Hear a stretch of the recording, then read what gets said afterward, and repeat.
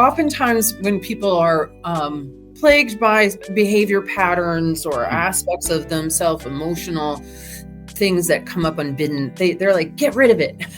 and you can't get rid of anything really, because life indelibly impresses itself on us. Like whatever happened has happened, and it's there in your memory bank as a thing. I can't delete it. I can't delete your inner child. What your inner child really needs is a hug, not to be cast out. And so in this process of alchemization, of digestion, of integration, basically the energy that's just stuck in one place is now being allowed to circulate. Welcome to the Consciousness of the Way. I'm your humble servant and Sifu, Taoist Master San Qing, and it's another day. It's good to be me. I have this incredible being on the podcast today, and I'm looking forward to this conversation. I want to welcome to the podcast Eileen McKusick, an explorer, a light being. I mean, we could go further into the master of ceremonies when it comes to sound and neurology, biofeedback. Welcome to the podcast, my dear friend. Mm-hmm. Thanks for having me. Hi, everyone.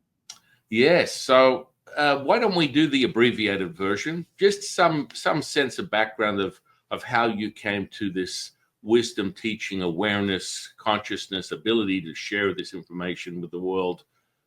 Please go ahead. Mm-hmm. I started on my journey as an explorer of science and spirituality, of health and human potential back when I was 18. And it's funny because I got invited to this book club where I have to share the 10 most influential books on me. And a lot of them were books that I read back then when I was 18, like Siddhartha, Jonathan Livingston Seagull, was a Tony Robbins fan, Wayne Dyer, all of that stuff that in the late 80s that was really kind of coming to the fore. And I just never stopped in that deep dive. I think over the last 35 years, I've read 5 fiction books, if that.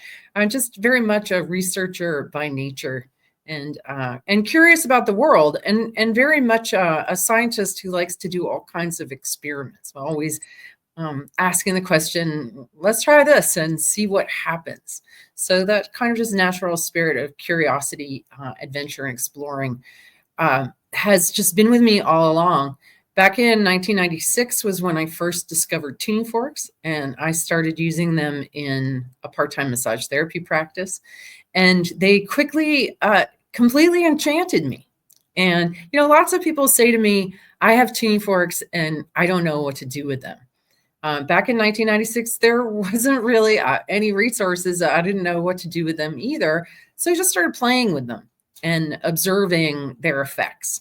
And they were so intriguing and so surprising that now it's almost 30 years later, and I am still playing with them, experimenting them, being intrigued by them, being surprised by them.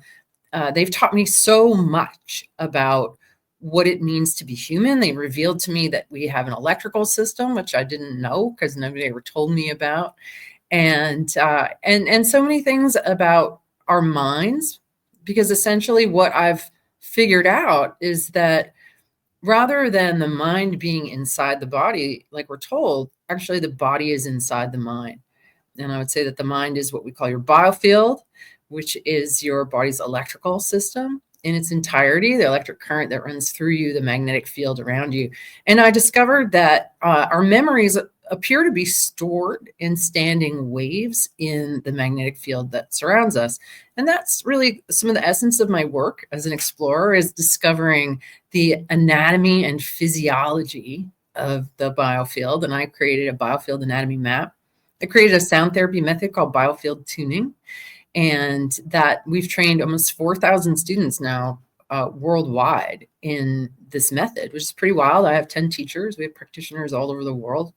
And I've created my own line of tuning forks, written 2 books with a 3rd one on the way. And just still discovering. And I also ended up creating another map with Isaac and Torald Koren, also known as the Brothers Koren, that is called the sonic anatomy map. And that is a map of 42 different tones that resonate in different parts of the body. So my work is about using your own voice from inside and tuning forks from the outside in order to help you be healthy, vital, and coherent. Wow. Okay, so holy moly, here we go.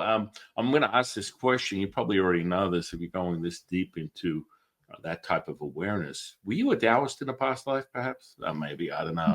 But, I would say that Taoism, like in my exploration, back in my teens, I think I really came to the conclusion that of all of the philosophies that I had encountered, that Taoism resonated the most with me, that made the most sense. Well, it's so solidifying for self-realization and knowing. And that's really the path of any Taoist, is to really decipher the symbiotic relationship between yin and yang and understand that the energy potential is created.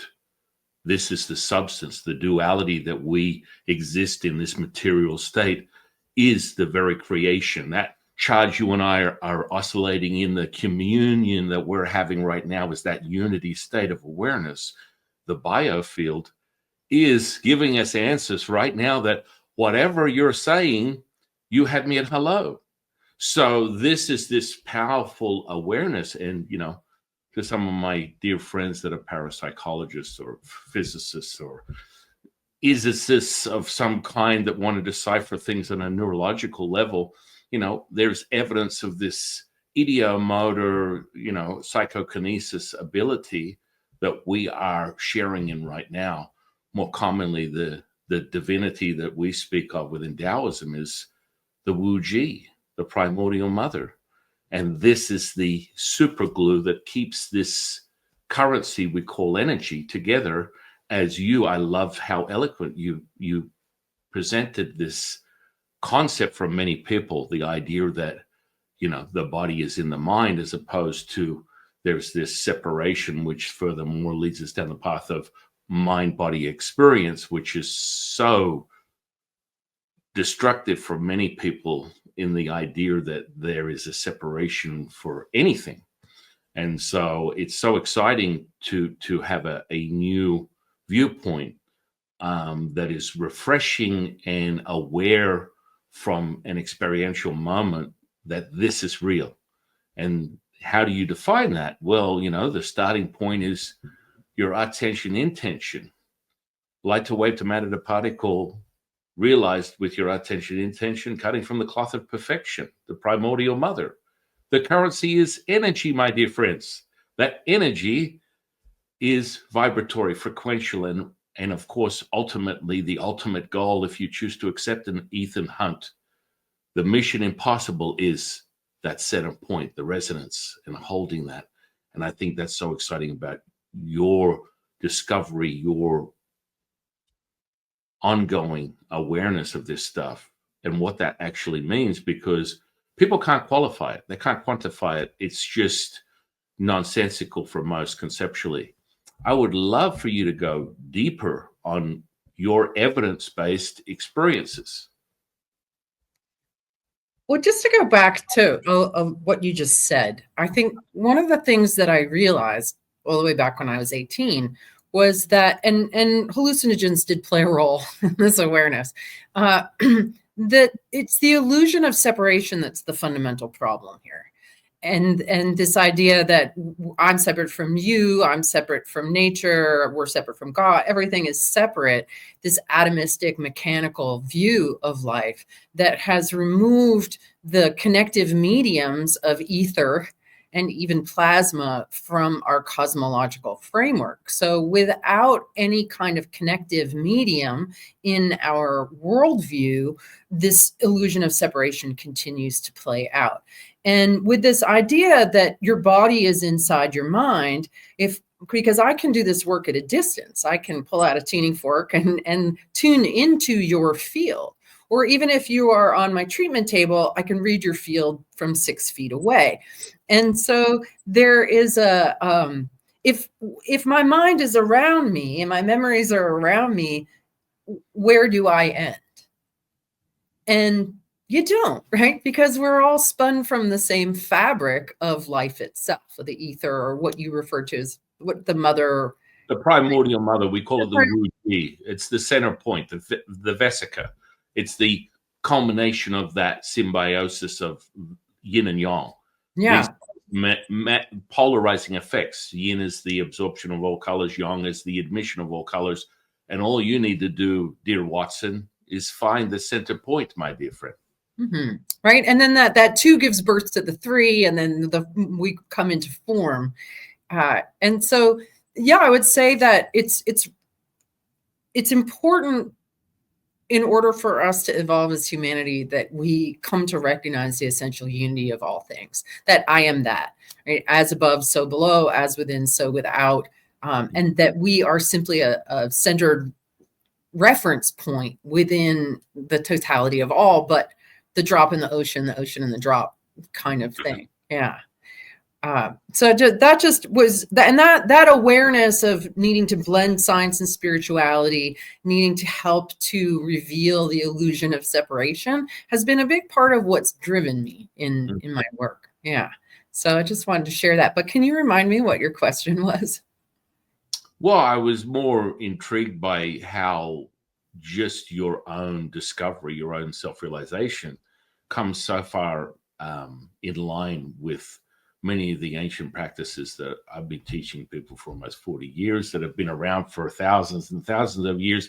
We all just come back to the same point, and it's not to dismiss, because I'll always remind people there's an infinite amount of spirits and energies and frequency, because it's all just a transmuted version of your perception, and the power lies within you as a creator to transmute it into something that is repeatable and, quite frankly, is a permanence, because the transitory effects of the psychological state is a very diminishing return that human beings have from the finite mind, because it's bankrupt, it's empty, there's nothing there, there's no value. And so it will constantly repeat itself. And if you are a high beta individual with 5 cups of coffee and 10, tablespoons of sugar, you're going to be that rat in a wheel, and you're going to be asking why to everything, and you're not going to get anywhere. Furthermore, I'm just relating it to your discovery, or you're referencing to Tony Robbins, the godfather of NLP, and quite frankly, the guy that made billions of dollars teaching people for a better word, for good or evil, from the perspective of someone that would actually look at reality that way. We don't see it that way. It's yin and yang for a Taoist. Yet there is the power of that sound that imbues within the linguistics that makes it very palpable to commandeer someone's attention, intention, enter in furthermore the subconscious mind. And they do things and think things that would not normally be in their wheelhouse. And that furthermore leads us to, probably, how do I put it? Failed students of Tony Robbins, like specific political heads or nodding people that just sink their teeth into something that is conceptual, and then they repeat it, hoping that if they wish for the boogeyman, it's going to turn up. Unfortunately, the universe doesn't have a moral compass, and there is a actual ascended state from that vibration, the frequency, and holding that resonance, and it all has to do with sound, baby. Oh yeah. And when you get back to that, you maestro that neurology, that soft technology. Yeah, that is really the sort of premise of Biofield tuning, is that what I've come to see is that the electrical current that runs through you and the magnetic field that is around you, I would also I'd call it mind, conscious mind, subconscious mind. But I would also say that it's what we call soul, because it is your light body. When your light is on, you are alive, you're motivated. And when you die, your light goes out. And so to me, and I've actually seen light go out of people and animals in the death process. Mhm. So, and if all of our memories are recorded in our electrical system, then this makes sense when you end up with kids who are so skilled, they pick up an instrument and just play it like mad, that memory of perhaps a previous lifetime is encoded in their field. I was having a conversation today about whether the electromagnetic field has mass or not, because somebody produced a study that said that it didn't. But there was a study that was done, and this has been repeated numerous times, where bodies have been weighed just before and after death, and they lose a little bit of weight. It's small, but it's consistent in everyone. And so what we find as we are combing through the biofield or combing through your memory bank is areas that are heavy, that are undigested experiences, unintegrated traumas, that sort of thing. And having a map of this mind, I can go through people's fields with my tuning fork and sort of echolocate, or like radar or sonar or LiDAR, find very specific memories in very specific areas that are heavy, that are stuck, that are weighing on people. And this is a process of using sound to help the body become self-aware. It's a kind of biofeedback where we get into these areas where there's stuck energy in it, and it feels heavy. We feel a sense of resistance. It sounds atonal. And so the tuning forks provide a mirror, a reflection to the body, because you don't know that you have a seed in your teeth and that your hair is a mess until you look in a mirror, right? And then it's your first instinct is to put yourself in order. Well, that's what your body's organizing intelligence does when it gets its own noise and its signal reflected back to it. And the tuning fork acts like a metronome, so it helps the body find its right rhythm. It's producing a steady tone, so the body adjusts itself tonally. We're essentially self-tuning instruments. This is what I discovered with the tuning forks, is that life gets us all out of tune. We're actually all like amazing Stradivariuses that have been badly mishandled, and we still have that incredible potential in us, but we need a tune-up. We need to get retuned back to our essential magnificence. And so in the process of tuning, as we encounter these stuck energies and help them to become self-aware, to self-tune, to relax and to move, what people always say is that they feel lighter afterwards. They feel lighter. And the more sessions you receive, and I've had thousands at this point, you become more and more and more unburdened. You become lighter and lighter and lighter and lighter.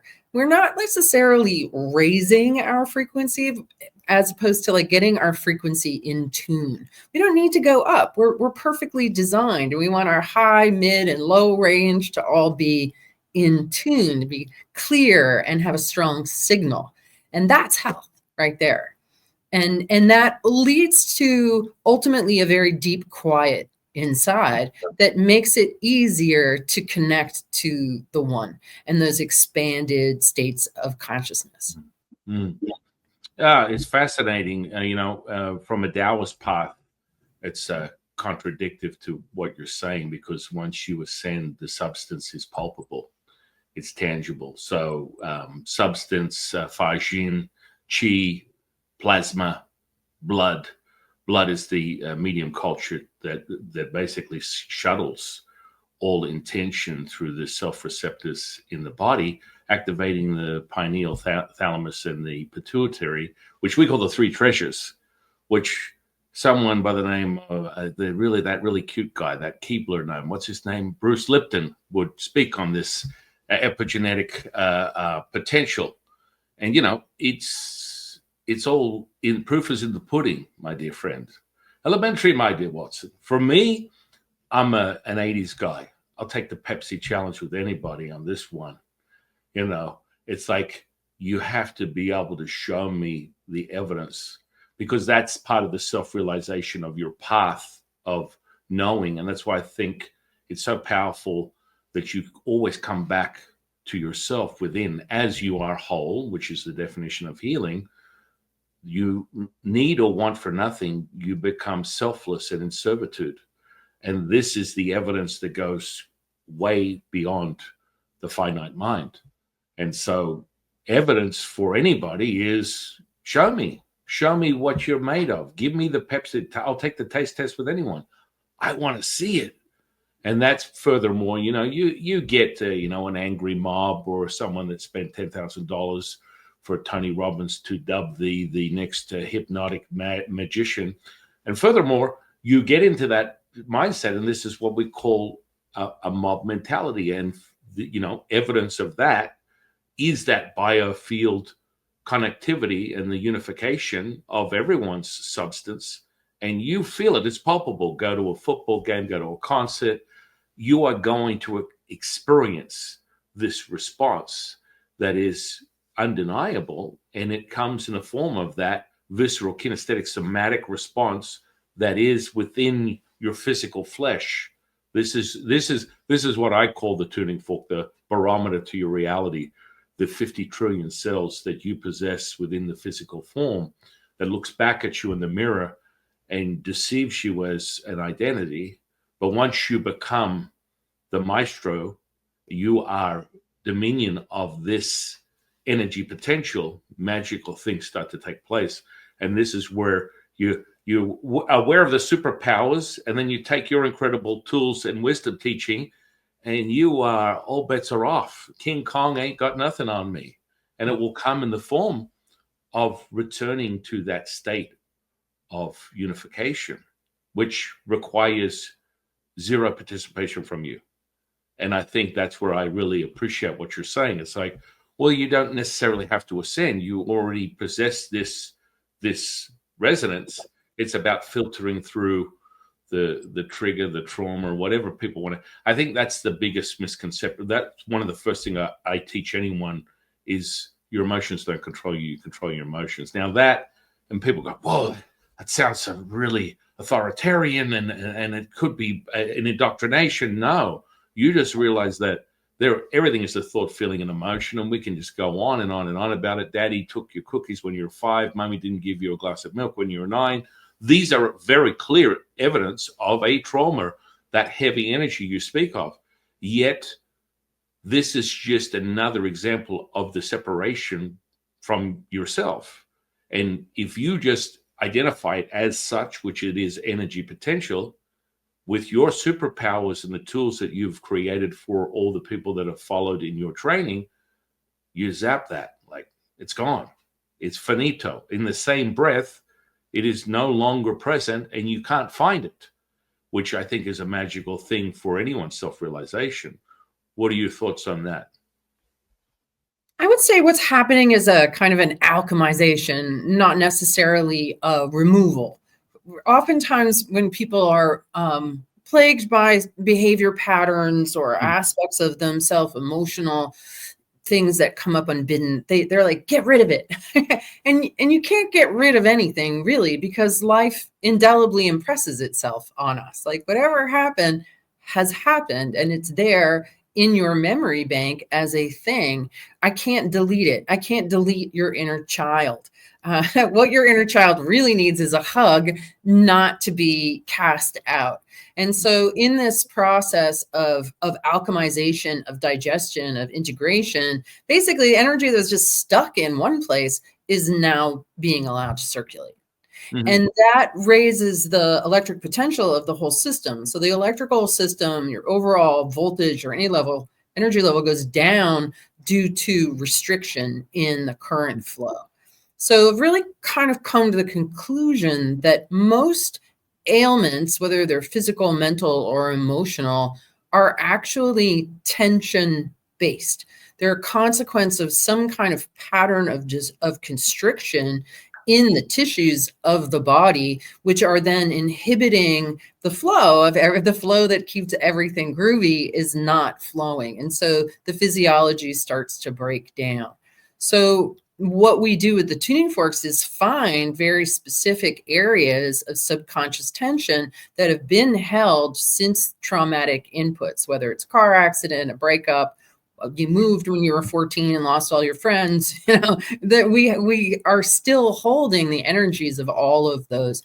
And so I would say it's one metaphor is that we're all like turtles that are bound up in fishing line, and we can't express ourselves fully because we don't have full articulation of our potential.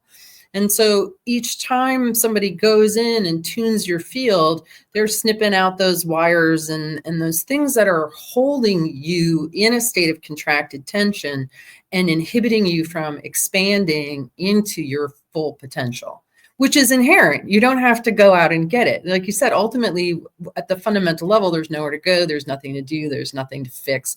There's just noise in the signal to settle down. And then the amazing capacity of what it means to be human arises from there.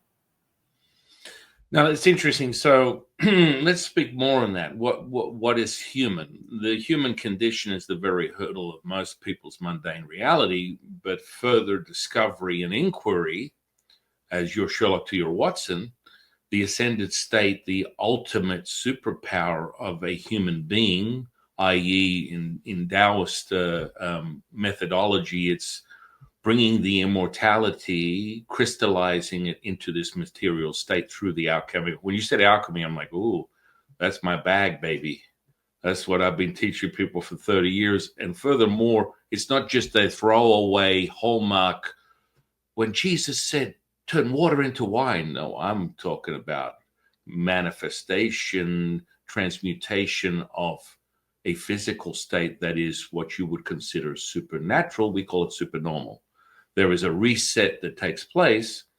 And, the human condition, the biggest thing is, discovering that you are so separated and realizing that when you tune yourself with your tuning forks or the methods I teach people in, you realize that your superpower is you are a sentient being, and you discover empathy, which brings us together. And it's not this, oh, just be love, feel into your heart.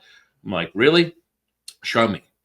My mother is an ongoing, nonstop apprentice in her own self-discovery.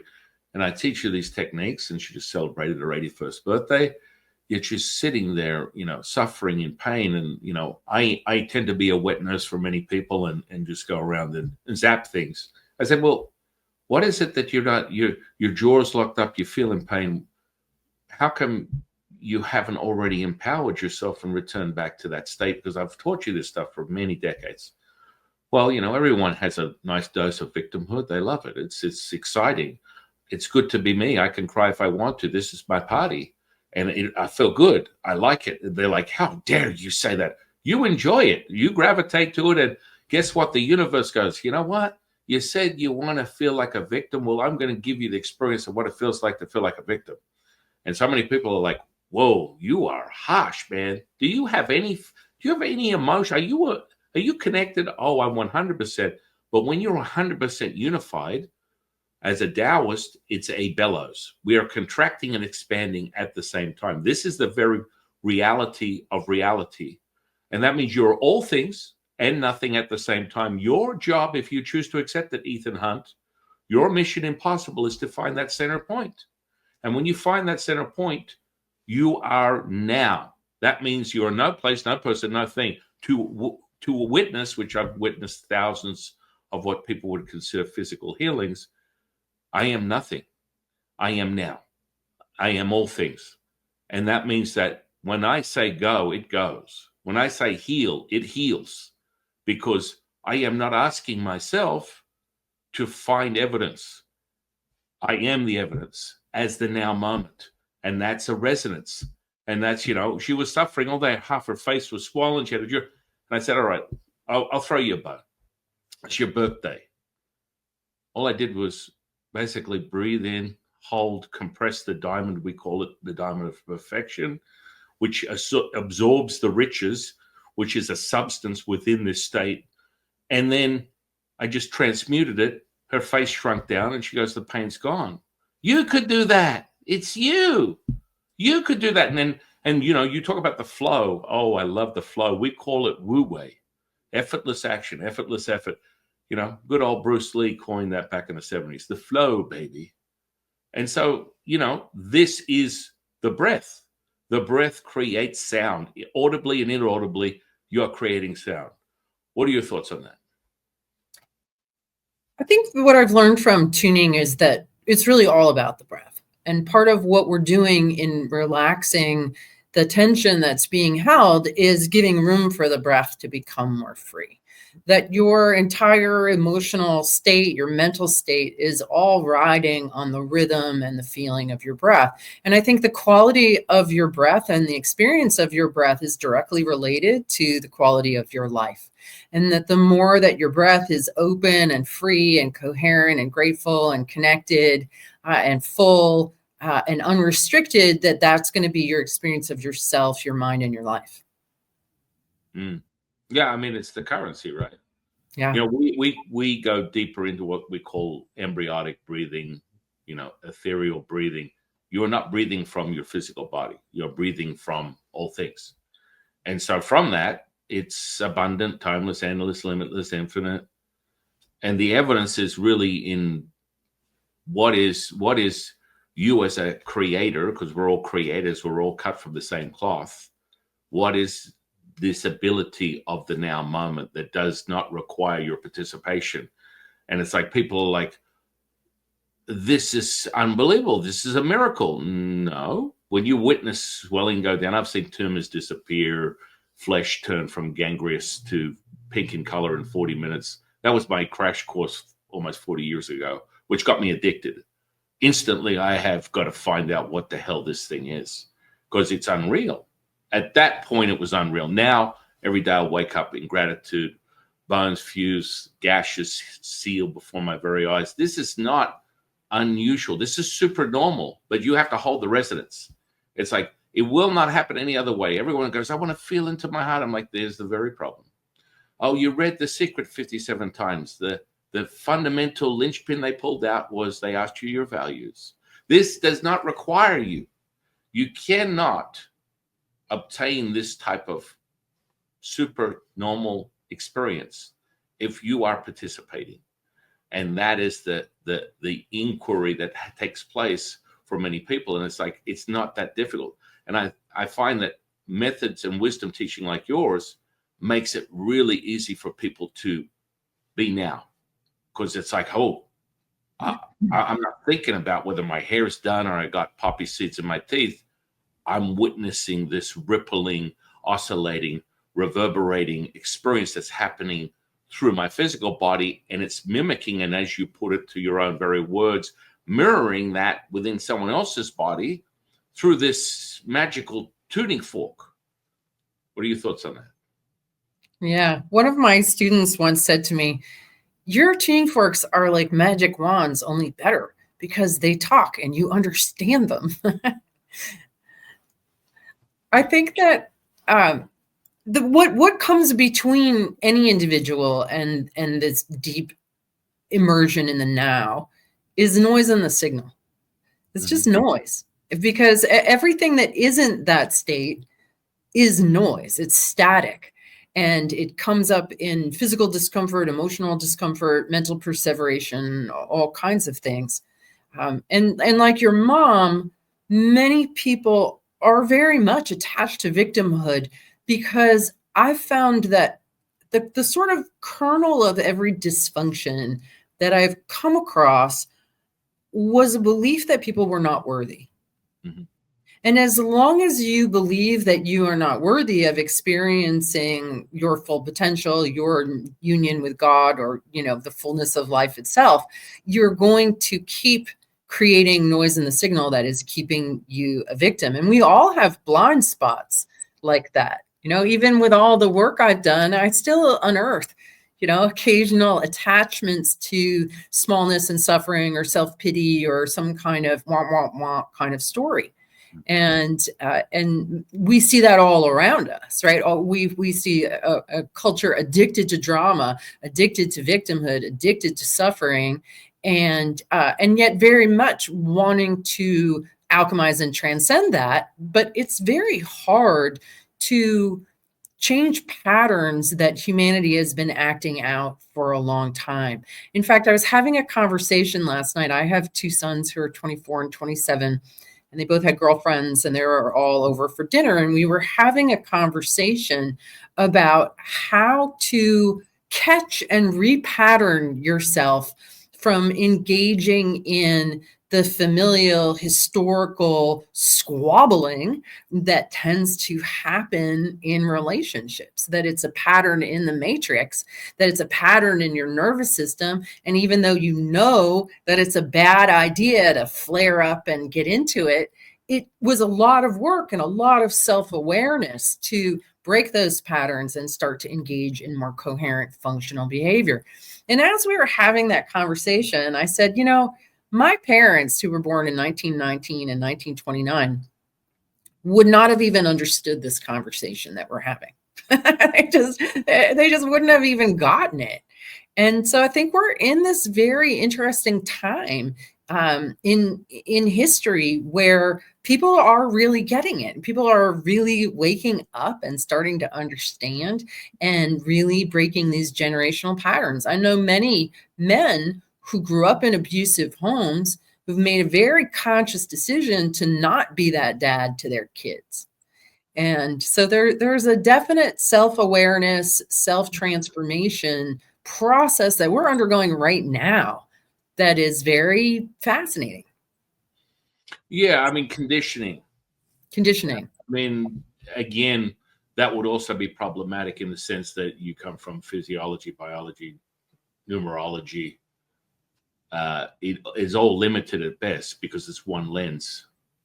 If you are all things, there's nothing for you to talk about. If you truly embody that now moment, all this other stuff is nonsensical. It doesn't matter. It doesn't matter about Taoism. It doesn't matter about, tuning forks or anything else. You have to be in the now moment to truly realize what that means. And then you are everything. And it's conceptual. And that's where method in the madness from an alchemical process is showing evidence of that. And we burn that architecture into your physical body, so it's as palpable and tangible as your physical flesh, so you can lean on it and cultivate at will this substance in any way you choose to. That's what alchemical process is for a Taoist. Furthermore, in definition, I think if we just run it the gamut of it, it's a relationship between the Tao and dark arts. And people go, whoa, dark arts, that sounds a little scary and ominous. Well, this is a very deficiency that you have as a human, right? You're perceiving things as darkness. As a Taoist, everything comes from the void, including yin and yang. That is the womb of the primordial mother. That is the creation. Yang is just a reflection of yin. That's it. And so you find that within the material state. Yet so many people create what we call identity, ego, personality, whatever you want to call it. I have my own personality. I like chocolate bonbons, driving my side-by-side of the desert 100 miles an hour. And I watch Netflix. But it has nothing to do with me witnessing healing. It's nothing to do with me being in the now moment. And it's about really being able to hold that resonance. And everything to a Taoist is frequential. It's nothing more. That's why I love your mastery and your wisdom teaching, because that very much falls in line with what we teach. We normally, merge within these simple things that frequency, that resonance has a shape, a color, and furthermore, that frequency is evident in everything. And once you link into it and you mirror it as you put it, you see some crazy shit. You see results that are second to none, that would be in, Stan Lee's favorite Marvel comic book, but it's actually super normal. When you do this stuff, what would you say is the most common effect of this type of like method of training that people are like, oh, when I do this, boom, this happens? Well, I would say, from people's own words, what I said earlier is that everyone says that they feel lighter, which I find very interesting. And I think that people really suffer from stuckness. And when you are burdened with emotional baggage, with unresolved issues, with ancestral miasms, because that's a big part of people's burdens, is what came before them in their family tree. And we carry those things unconsciously and blindly, but they are burdens and often cause us to act out in ways that we're then ashamed of, and we don't know where that behavior comes from. But it's like a mathematical expression of those who came before you playing out through you. That's what I was talking about with my sons, like learning how to not self-identify with dysfunctional behavior. So I think it's that. It's about opening up that gap where you have the freedom to step in and make a different choice. Instead of going with the reaction, with the trigger, with the whatever, that there's suddenly space and awareness where you can step back and widen the lens and choose differently. And I think there's a real freedom in that, because a lot of people, when they're stuck, they find themselves acting out that 95% unconscious behavior, and they can't bring themselves into alignment in their conscious mind and their behavior. So by helping to release the tension in the subconscious mind that's driving that disassociative stuck behavior, people become more able to be their true selves, express their harmonious selves, express their potential as human beings. So we see all kinds of things. I've been over the years seen and actually have scientific studies, peer-reviewed, published papers on helping people overcome what they are calling anxiety, which is basically stuck energy like bouncing around inside the electrical system. Pain, depression, just a lot of I think so many people feel like there's so much more to me than I have access to. Mm-hmm. Mm-hmm. I think that's, and whether it's their potential as a human, their own gifts of the individual I, or whether it's that state that you've been talking about of just deep expansion in the now, Mm-hmm. that people bump up against their own limitations, which are essentially just restrictions. And through this process of releasing restrictions, then the gifts start to come forward. I remember one time I was working with this woman and I was listening to her throat center. And I said to her, "Are you a writer?" And she said, "No, why?" And I said, "Well, you have this sort of composition in your throat center that I've observed in writers." And so, did an adjustment, helped relieve the tension that was holding that energy back. And then I didn't see her again for, I don't know, like a year and a half. And when she came in, she said, "After that session, I wrote a series of children's books that have all been published." I was like, well, great, right? So that's the sort of thing where we just help people to be what they know that they already are. Mm. Yeah, no, for me, it's got to be evidence. I'm a Sherlock. It's got to be evidence-based. And so many of my friends just love, being parapsychologists, physicists, and all of the above are deeply rooted in evidence, which we all should have. Because, deluded blind faith is so old school, old pink from organized religion. You need a little bit more substance for your Gnostic path of self-realization, because it'll just stay in a transitory, cycle of what does this even mean? Yeah. I will tell you that I did not want to go out in the world with tuning forks.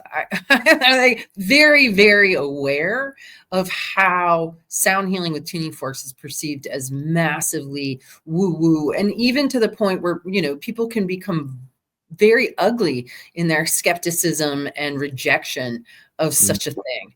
I'm not open to wanting to line myself up for being on the receiving end of that kind of energy. And the only reason why I did was because of the outcomes that I saw. Then I saw over and over and over and over again. And to the point where I felt like I had a moral obligation to bring this out into the world because of the healing that was happening. Very elegantly, very quickly, very, and then of course it was like, well, how is this working? What is going on? How can we understand and put this in a scientific framework, and really produce evidence, not make sure that we're not deluding ourselves or, into thinking that something is happening when it's really not. And I didn't believe in it for 15 years. I was skeptical about my own work for 15 years. And it took writing a master's thesis on the topic, getting like 10,000 hours under my belt, and then training other people to do it, and then receiving it from my students. And it took 15 years before I could finally get behind it and say, okay, I believe that there's really something happening here and that this is legit. So I get people being skeptical. But I certainly never would have put the effort in that I have if I didn't see very clearly how effective this can be in getting people where they're trying to go. Right, right. Without being rude, I'll just offer you virtually my 25-year-old oolong. Here you go. I keep Nice. sipping on it like a camel here, but it's tasty. I can smell it. Yeah. It's very, very fragrant. Now, Nice.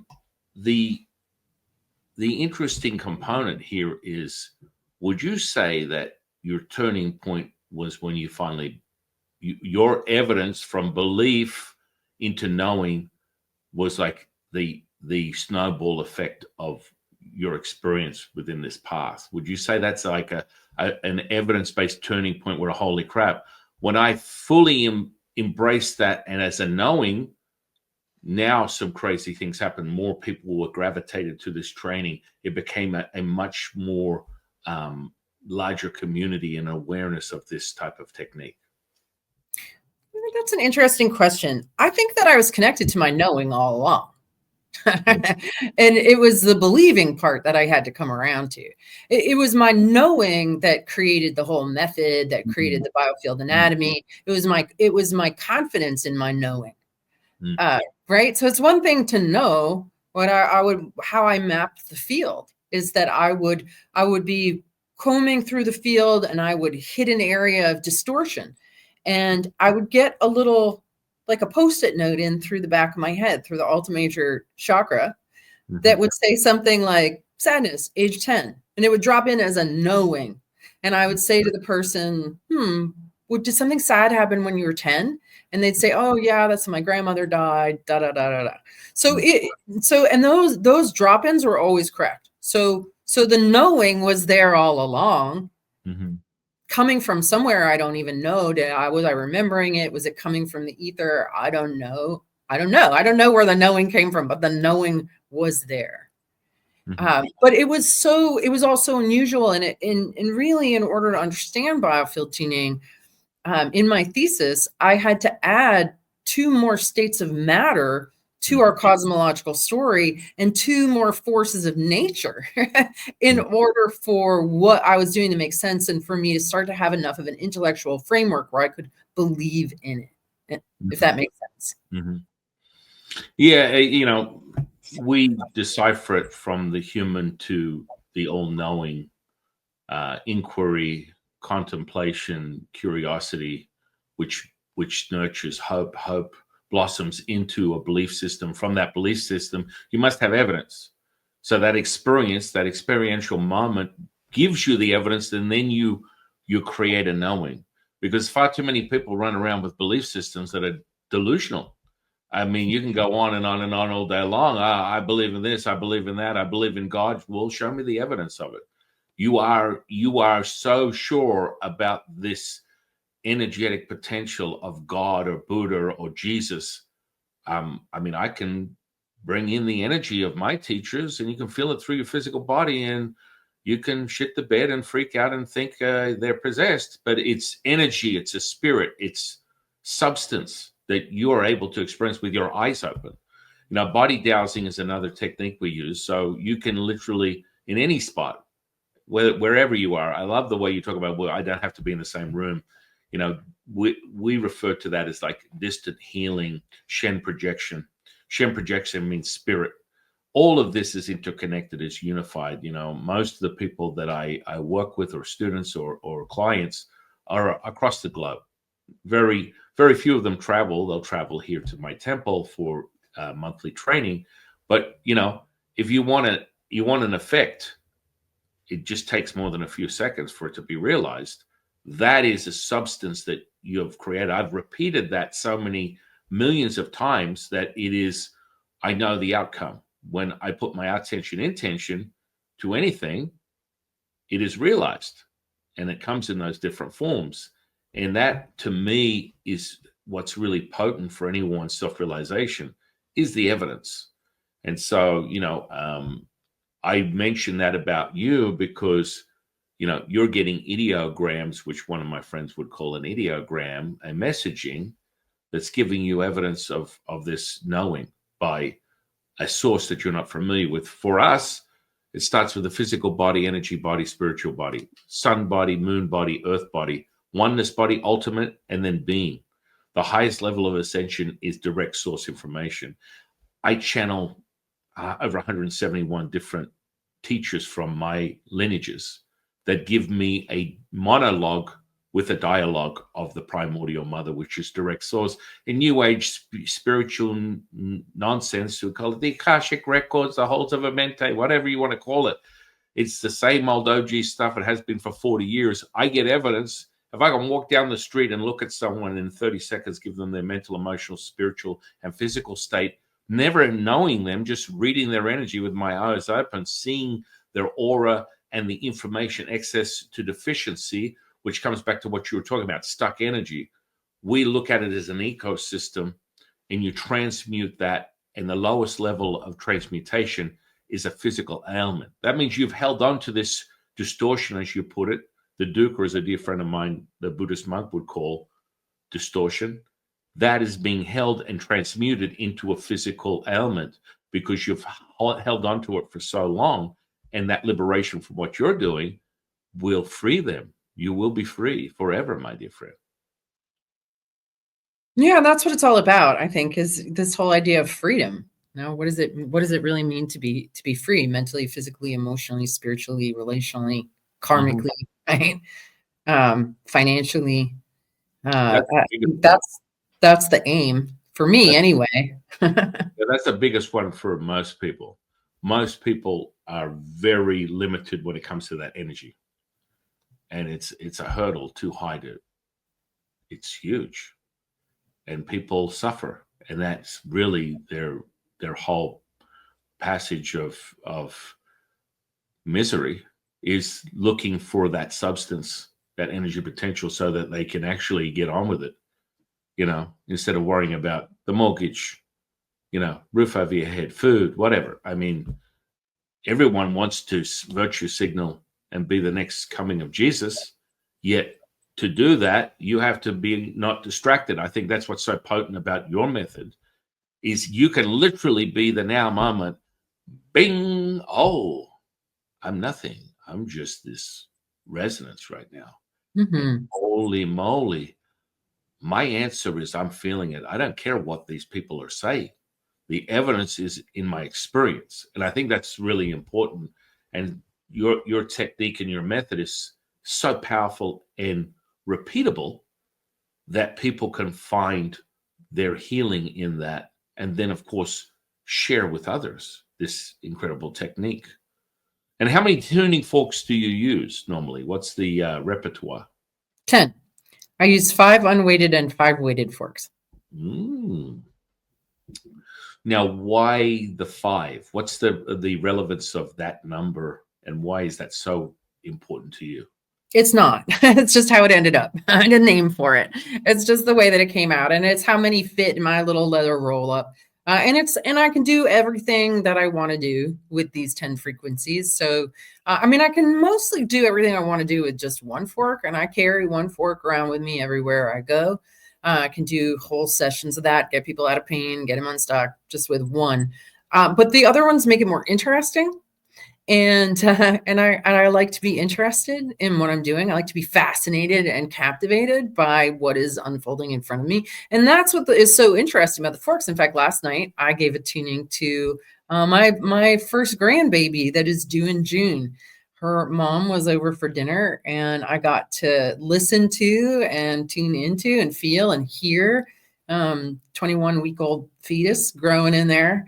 And that's just it's very fascinating. The tuning forks, the ones that I've picked are ones that really interact with the body in interesting ways and reveal information in interesting ways. There's a whole language of vibration that is a very pure language, is a very true language, that animals and plants and people all speak the same vibrational language. When I'm afraid, when a dog is afraid, when a plant is afraid, we all shake. And that is, dogs don't just smell your fear. They feel the vibe of it, and they know it because that's the same vibe for them. So being able to listen to the body, listen to the mind, listen to the emotions and the overtones and the undertones of the tuning forks has just been endlessly fascinating. And I'm still learning and feeling into. And everybody who becomes a student of the work learns the language over time. You know, just like if I went to Mongolia, I wouldn't know anything. And then after a little while, I'd be like, oh, that sound means that. And that sound means that. And that's how it is with the language of vibration. You'd be working one day and all of a sudden you unmistakably hit da da da da da da, and you're like, oh my God, that's fear. And it's correlated in the person. And then that's now one of the words you understand. Vibes don't lie. And so we get such a true seeing of people. I remember working on a young woman who was 17, having a lot of problems at home and school. And I did a session with her, and she said to me, feels like the first time I've actually ever been seen or heard by anyone. And that's a real gift to give someone, your undivided attention, your deep listening, and your deep seeing and hearing and understanding through a medium that can't engage in falsehood. So there's something very, you're so in the moment when you do it, you're so inside someone else's mind in this very intimate way. And there's so much beauty in people. I think this is one of the biggest things that sort of blew me away, was that when you get the noise out of the signal on anybody, what comes to the fore is brilliant, is beautiful, is great, is amazing. That potential is in every single one of us. And to see that beauty reveal itself again and again and again and again has just been such a gift. Yeah, I mean, that's the reassurance. I when I asked you about that turning point, I mean, it was kind of evident with this guy by the name of Joe Dispenza. He was a kook for many years, just like repeating stuff, stole a few indigenous practices of internal alchemy, then called it heart coherence, and then we're off to the races, right? The evidence is in the masses. Yeah.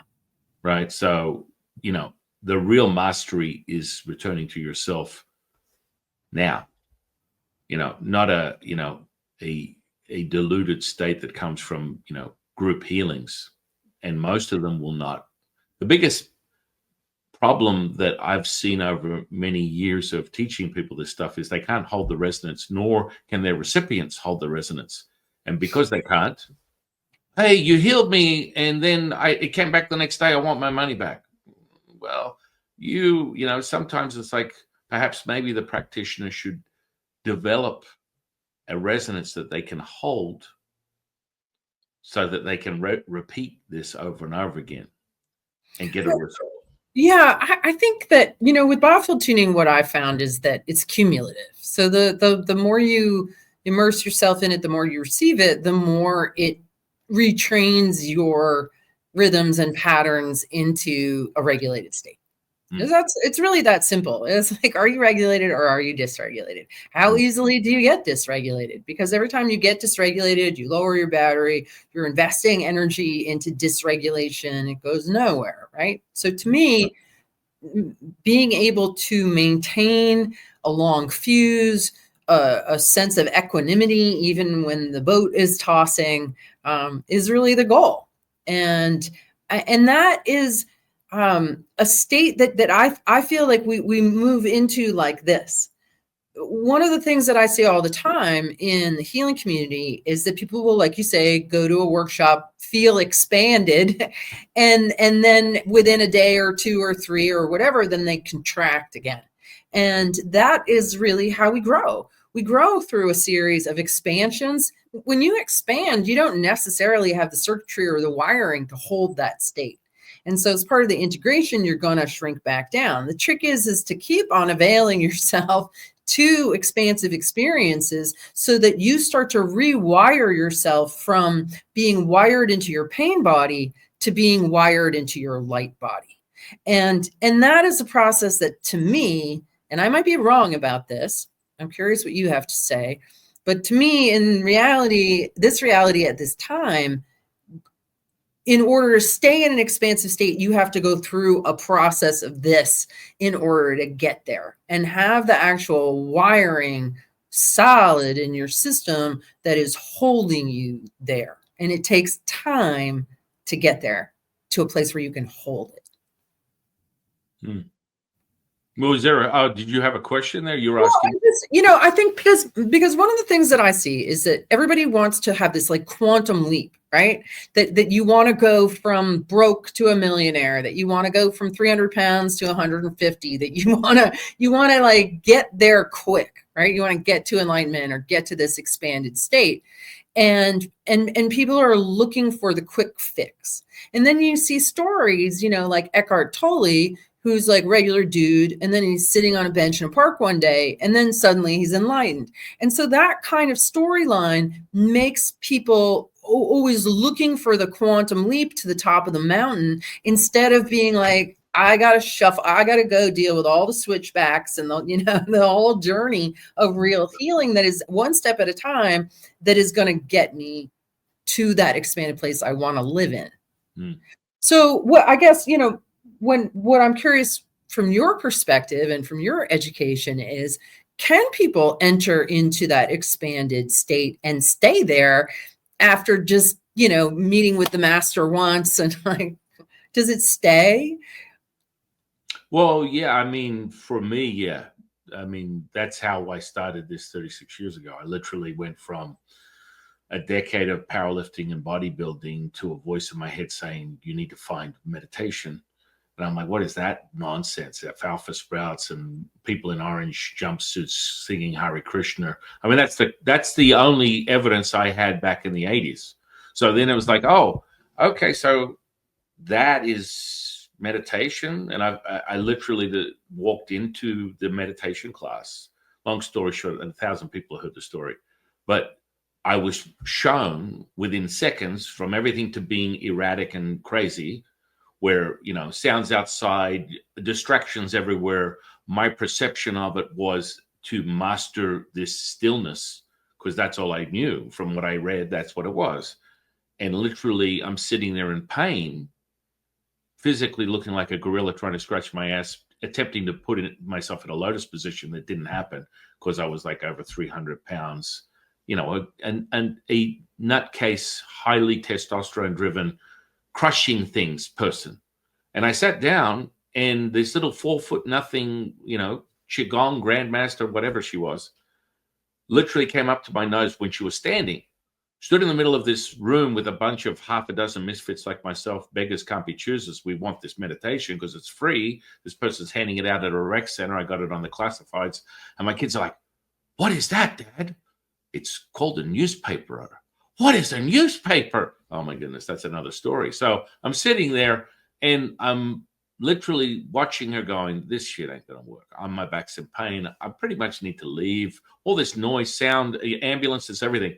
And she went, now, I want you to listen to my voice. And I was like rolling my eyes like, yeah, and everything will fall away. And as she said fall away, with my eyes open for 15 minutes, I heard this. And she kept talking and moving around the room, and people were sitting in their lotus position, and there was zero sound. And I'm like, whatever this shit is, I want it. It is the most powerful thing I have ever experienced. Forget about deadlifting 800 pounds and squatting this and doing that. This is stopping sound.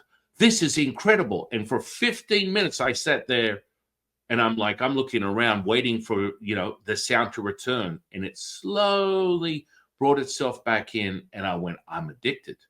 And furthermore, that instantly led into me channeling my teacher the following day, to learning clairvoyance and reading people's auras the following day, to witnessing a physical healing, a distant healing at first, and then a physical healing with my eyes open within 5 days, then having what they call a dark night of the soul, where I had every thought, feeling, and emotion at once for 5 days straight. On the third day, I was seriously contemplating suicide. And I would do anything to distract myself. Everything was going on. I'd go into a movie and something as benign as witnessing a naked woman walking across the screen made me throw up in front of the person in front of me. And I was like, I think I've made a mistake. I've gone channeling this old dude that now I see with my eyes open, can hear his voice. That was in day 2. I mean, anyone wants to listen to this, go and listen to the story. There's 1,000 stories of my same journey, blah, blah, blah.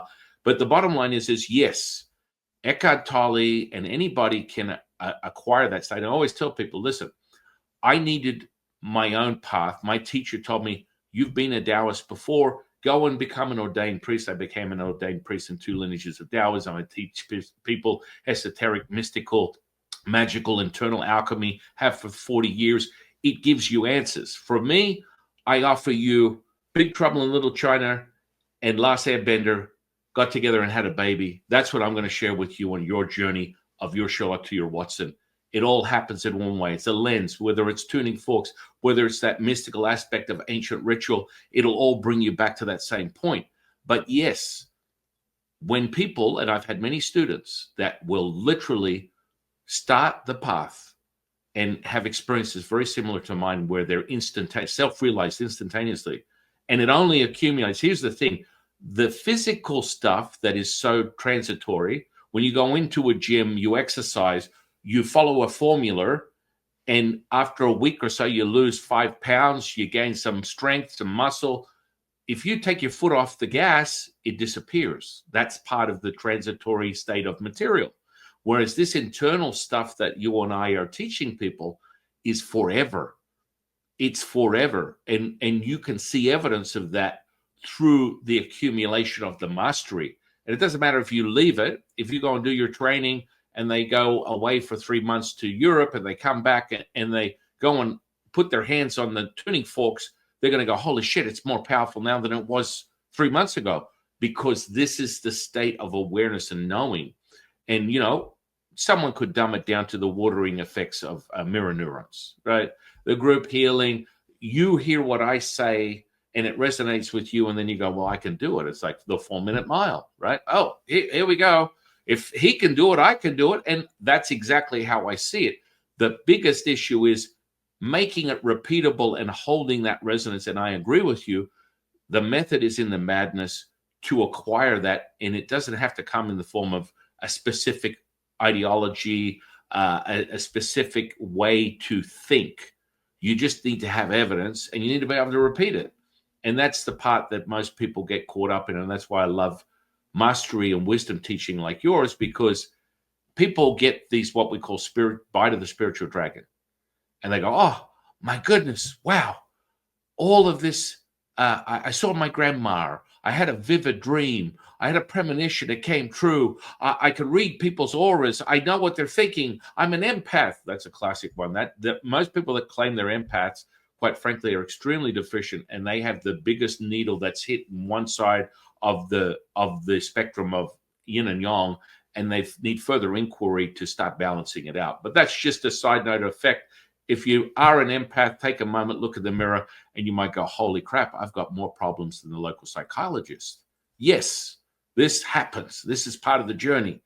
But yes, I believe you need to feel into it.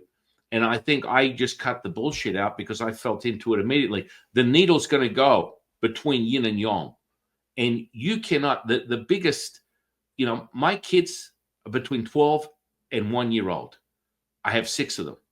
And you feel into it. You need to feel into it. What does that mean, Dad? It's cold outside. I've been playing the Switch for 3 days.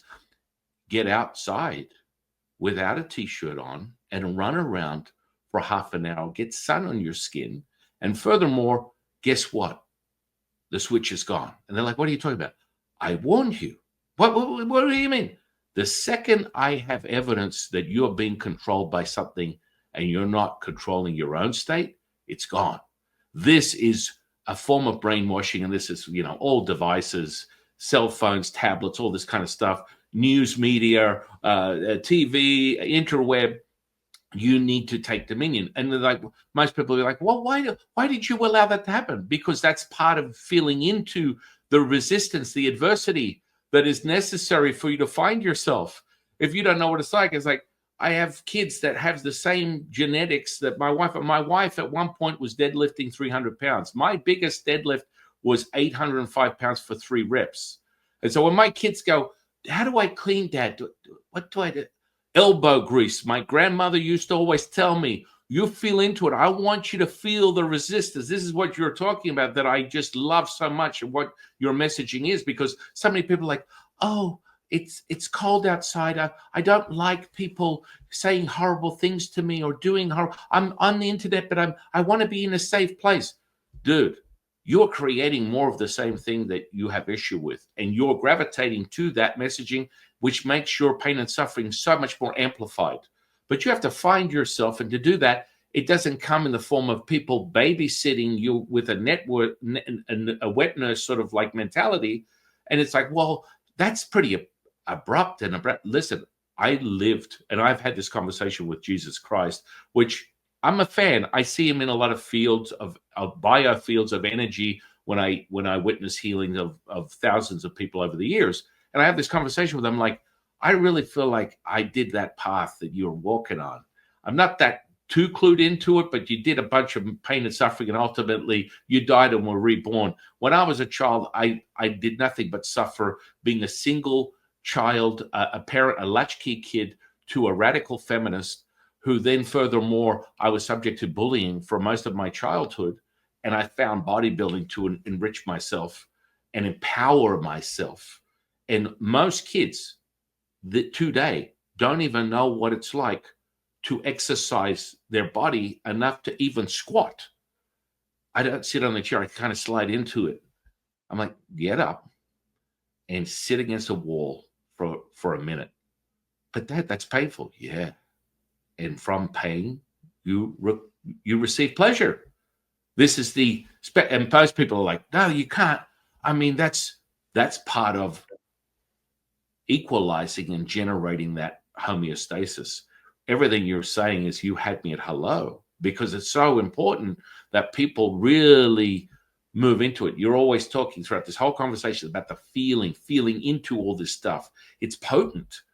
And sometimes the journey will be instantaneous, but I'm not going to determine what your journey is. It's for you to decide. You can fall into it, but yeah, the Eckhart Tolle, Eckhart Tolle, I think, is still living in misery. Hey, enjoy it. It's your party. You can cry if you want to. But he does that stuff and he loves it. But he finds his own consciousness, and it worked for him. And many people go, I really like his messaging. Not so much. But he's realized, and people find their way. And some people might look at Taoism and go, oh, yeah, okay. Because Eastern philosophy works this way. Everyone goes, Buddhism, Taoism, same thing. No. Buddhism is, imagine life like a pile of shit covered in diamonds. You pull off another diamond looking for more shit. Most of my Buddhist monk friends are on a monastic path of misery, looking for more misery, and they love it. They're like, burn this avatar out and let's move on to the next re-up. I'm like, hey, cool, bro. You do what you do, and I love you for it. But my life is quite simple. It's a pile of diamonds covered in shit, and I just pull off some more shit, and it's good to be me. And that is, I can guarantee you, from your saying it, belief system to knowing. And it's all how you nurture that stuff. So with this in mind, I know we're in closing. I know you're coming to the end. We have come to the end of the road. Hey, listen, it's been fantastic, your insight. Would you have in closing any messaging for the audience? And furthermore, your social sphere and interweb is going to be under this podcast. I want people to go out and explore your mastery. All my students, disciples, 126ers, and subscribers. What is a 126er? Are you in a cult? No. Disciples, I teach them the most hidden secrets. Students are people that are constantly looking for the method to heal someone. The inside of a 126er is, I developed an app that goes you from zero to a hero. Just hit play, and all of a sudden you feel like you've had 10 pina coladas, 5 days in the Bahamas, and a full body massage, and you go, what the heck is going on? This is the type of stuff that you teach. It's visceral, it's kinesthetic, it's somatic, and the evidence is in your experience. But it happens. You can repeat it. You accumulate on it.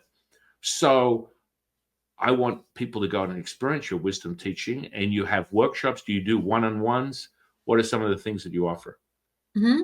I do a limited number of one-on-ones, but mostly we direct people to our practitioner directory that we have at biofieldtuning.com. I've also made a lot of recordings over the years that people also find helpful, like tuning fork assisted guided meditations that surprisingly can be moving in a useful way. I have a YouTube channel, lots of information on there. We make our own high quality American made tuning forks if anybody's curious about those. Everyone, go out and get some. Yeah. In this temple, I have over 100 gongs. That's an 81-inch gong behind me. I have 100 singing bowls. I've got 100 different magical wizard wands of Merlin's creation. And we go deep into the grid and create whatever it is that you want. So I would like all my students to go out and buy your tuning forks because they're magical. They're magical, and to start to learn the language of vibration just opens up this whole world. It's a whole frontier of discovery and learning, something that you can learn that you don't need anyone else to teach you, that just through your hands-on experience, this starts to get revealed. So, but all tuning forks are not created equally. You can't go buy a cheap fork off of Amazon and have it teach you the language of vibration. It won't. Mine are very specifically designed for this work, and they are more expensive, but they're high quality sound healing tools. So there's that. And then social media on Instagram and Facebook.